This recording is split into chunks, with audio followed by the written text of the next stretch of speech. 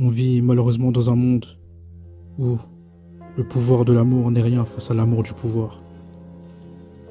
Mais l'homme n'est pas seulement un loup pour l'homme, mais aussi pour l'écosystème, que ce soit avec la 6e extinction de masse et le 7e continent plastique qu'on est en train de produire, ou avec le réchauffement climatique qui provoque la fonte des glaces, faisant dangereusement monter le niveau de la mer, ainsi que la fonte du permafrost, contenant plus de 1600 milliards de tonnes de carbone et des bactéries et des virus datant de plusieurs millénaires. Tout ça est causé par notre train de vie actuel. On désigne certes les multinationales comme les grands méchants, car ils détruisent l'écosystème dont on dépend sur le long terme pour faire du profit sur le court terme. Mais si elles le font, ce n'est pas que par pure avidité et par amour du profit. Elles le font aussi car il y a une demande de la population de par notre consommation effrénée. Il faut bien subvenir à une population mondiale qui a plus que triplé durant ces 100 dernières années.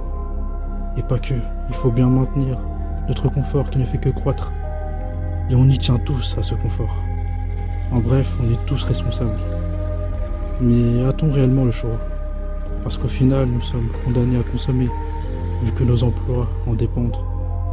C'est nos emplois et notre confort qui est dans la balance pour atténuer notre impact.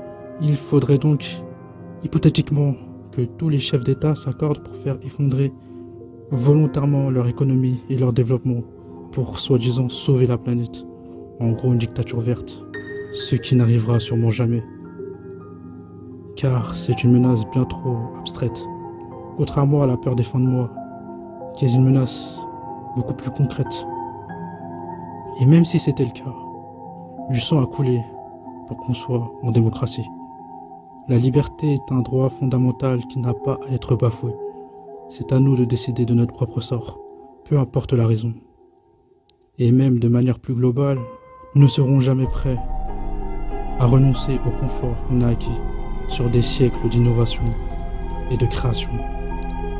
Et c'est normal, car sans tous ces progrès techniques, médicaux, scientifiques, on serait dans un environnement où notre instinct de survie serait souvent sollicité avec une durée de vie bien moins longue, où la mort est omniprésente, autour des adultes, plus infantiles.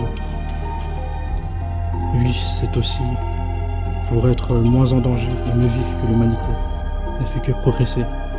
On ne va pas revenir en arrière, même si le prix à payer est l'avenir de notre descendance.